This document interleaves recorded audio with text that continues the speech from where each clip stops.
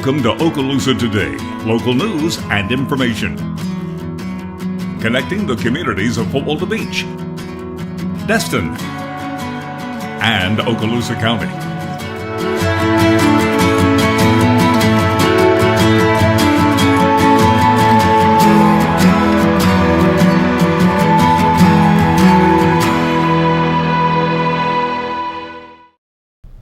Welcome to Okaloosa Today on Cox. I'm Doug Rayner with the City of Destin, and this show is a monthly look at the City of Destin, City of Fort Walton Beach, and Okaloosa County. For the City of Destin segment of the show, today we have the Destin Library folks here, and we're really excited to have them here. Tina Kaple, Jurate Burns. Tina, you're the administrative assistant at the library. Jurate is our library director, and it's really exciting to have you on the show because I always know that we're going to find out some great information. Things are always changing, and of course you're just lovely ladies and are always smiling and make my day a lot of fun. So thanks for being here. Thanks. Thank you, Doug. We'd like to catch you up and catch our viewing audience up on what's happening at the library because like every other library, everything's changing. Internet use has exploded. We were just talking about tweeting and Facebook at lunchtime with Tina. So there are a lot of things happening, but I think what I want to start with today are some of the physical changes that we have at the Destin Library. Oh, sure. Okay. Our building is 11 years old, almost 11 and a half years old, and about 2 years ago we started noticing that there was being quite a bit of demand for study spaces. So last year the city funded through impact fees repurposing some space at the library, and we may have talked about it at the last segment. Yeah, I think we did, but I don't know if it was finished the last time we talked about this. Well, it was finished. It's beautiful. You would never know that these were not there when the building was originally built. So we have 2 nice study rooms with windows and seating for 4, comfortable seating for 4, whiteboard, and then we have a digital media lab. And what's exciting about this, and we'll talk about it later in the segment, is that it's going to have some really fantastic equipment in it. So right now it's sort of empty. We have some TV monitors sitting in there and that kind of thing. But and the digital media lab, again, I think that's coming up, but it's one of the kind of the projects that are continually moving this library forward.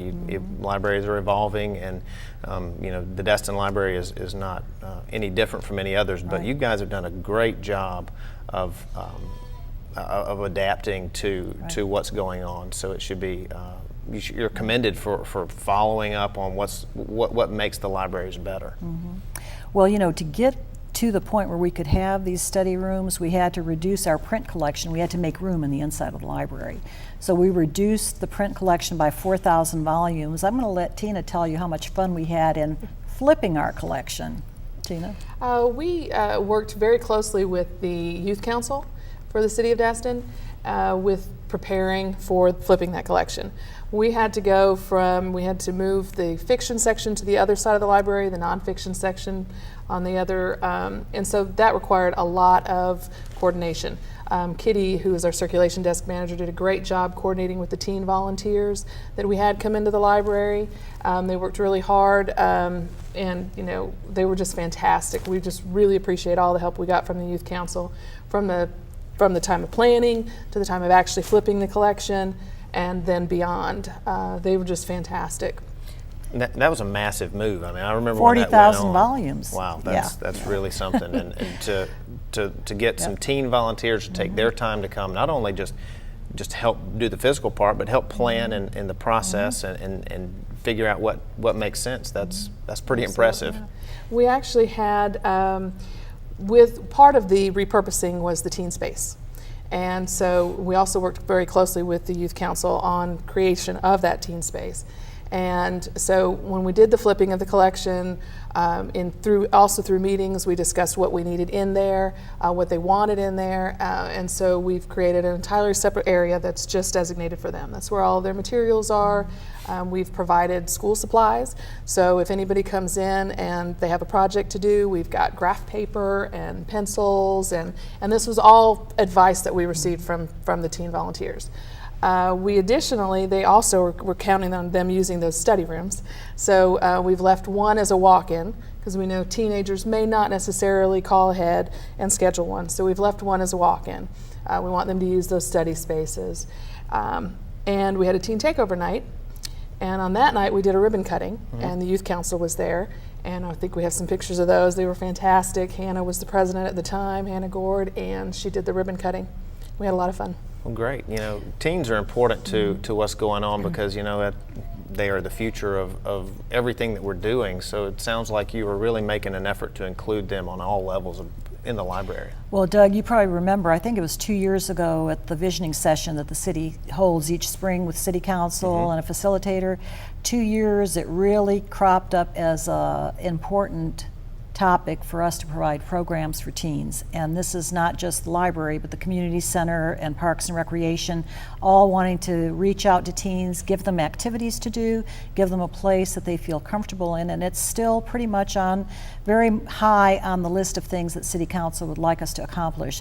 So it is a city council initiative, and we're trying our best to meet I think that. you're doing a great job. I think what the library staff does and what the city does in prioritizing for the library, and not just the library, but the teen groups is commendable. I mean, it's really a nice program. We're trying to develop lifelong users, and a lot of people think, well, teens get everything they want on the internet. They don't need the library, but that's not entirely true. They need to have a comfortable space where they can meet with their friends without just having to go to each other's houses and disrupt other family activities that might Teens be going on. would do that?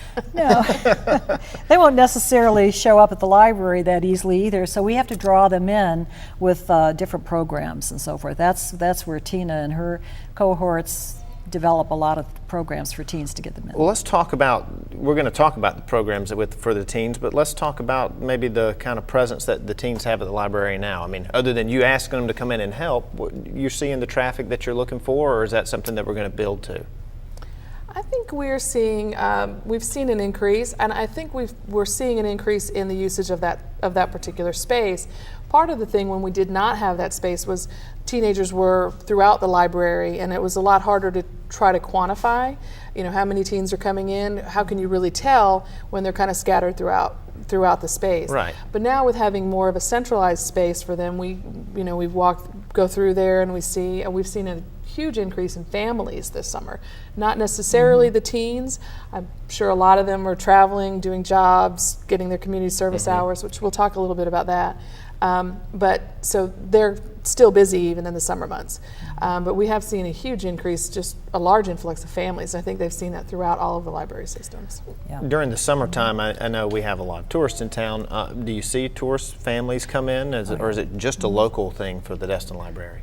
Tourists come in not as much as they used to for computer access. They'll come in sometimes for directions or to copy something, print something, that kind of thing. Back before people all had smartphones, we had a lot more tourists coming in just to get on our internet to check something out. So it's kind of decreased in that sense. Okay, but I think your traffic is overall going up, isn't it? Yeah, and some tourists do bring children in for story hours. There are some people who use the library extensively in their own hometowns, so when they come to Destin, they'll call and they say, now what time is that program? And they'll show up for that, and they always enjoy that.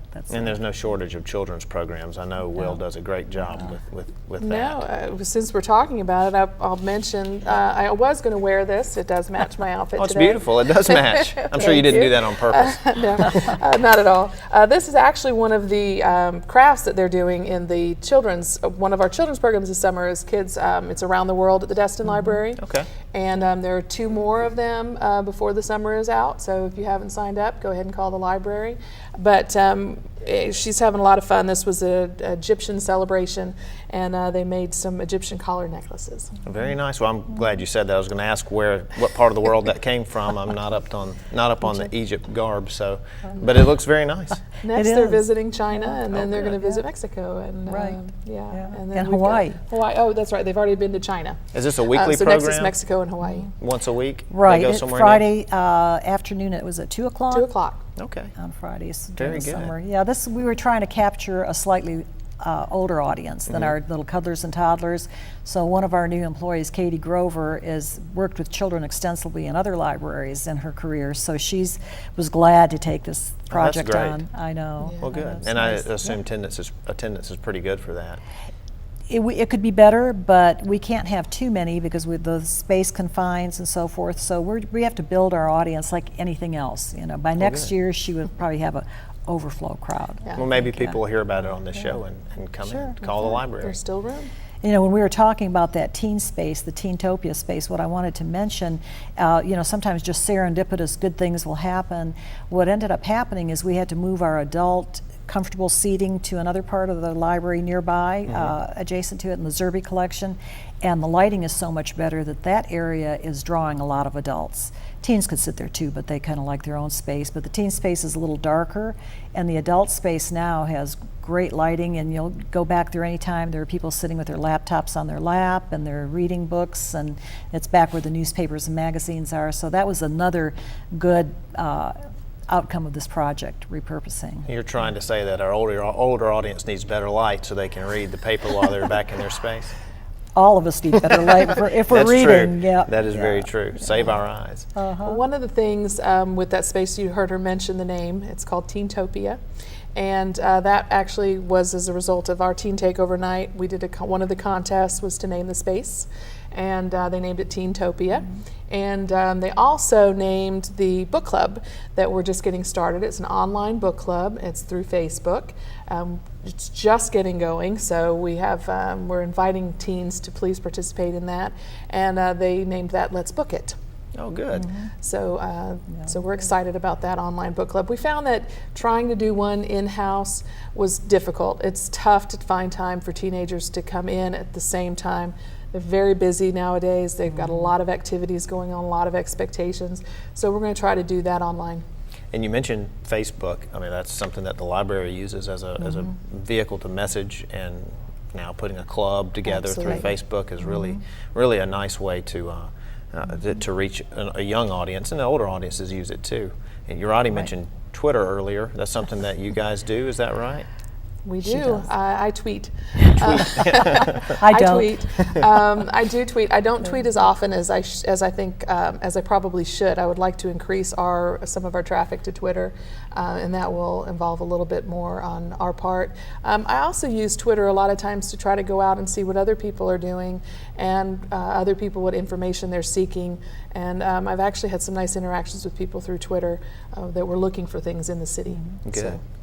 You know, Doug, one of the programs I'd like to promote that we do, Tina does the registration for the most part and keeps track of the statistics, is EPrep, which is a database that's available for use from your own home, and it will, students preparing for either the ACT or the SAT or the PSAT or whatever can go on there, and they can go through lessons and track their progress.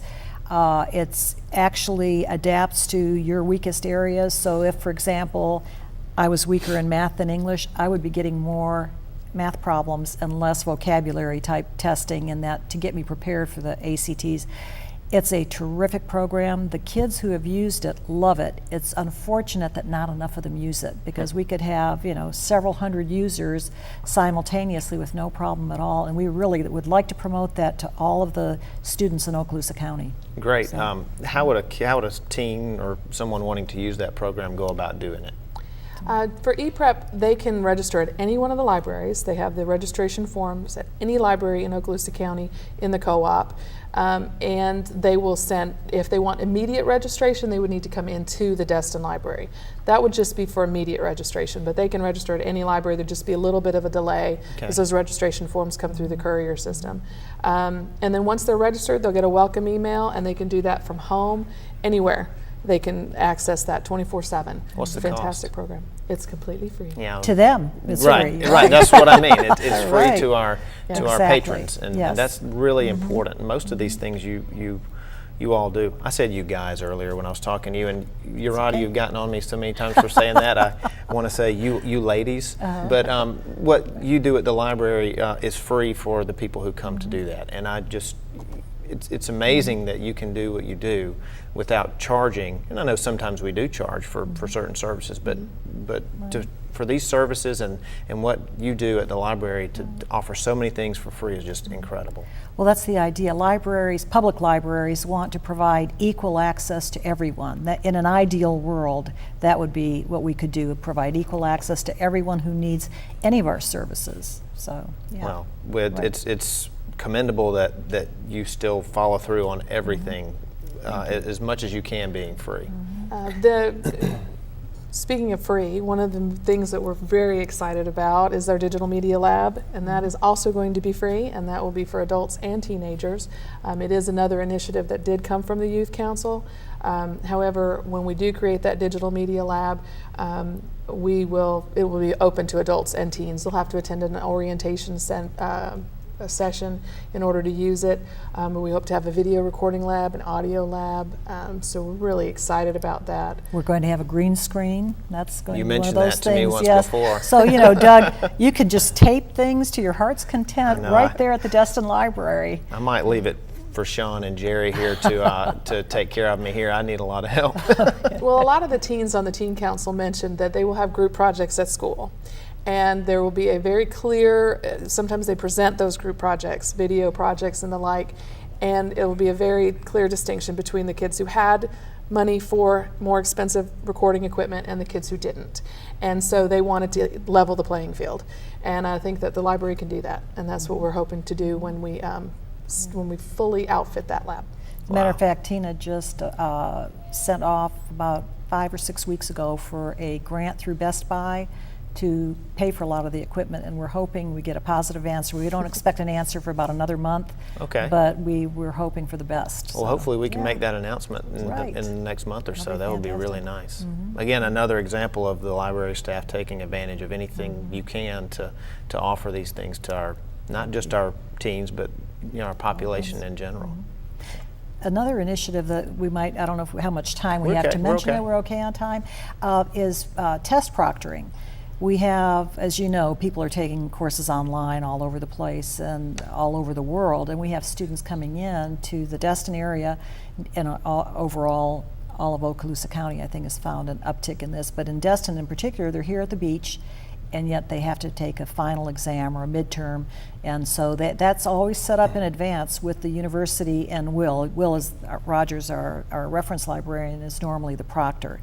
And he puts them on the computer in a private room, and they have whatever amount of time. If it's open book, it's open book, and that's grown quite a bit. We've gone from initially just a few students a year till this year, I think year to date, we've had 48 or 56 different students come in, and that's a big help to them. Wow. So, I think the moral of the story for this segment of the show is that there's nothing that this library is not doing to help our teens. Good, It's really incredible. It's really nice to see the outreach and the initiatives and how much you care about what these people are doing. And I get to hear this in meetings, internal meetings with staff, and I hear what Tina's plans and the ideas that Will has and Jurate as well. It's just really nice to see a movement in a direction that is not just, well, we have to be open from these times and we're going to have these because we can do it and make it easy, but you really do a lot of good work for our community. So we want to thank you for that. Well, you're welcome. Thank you.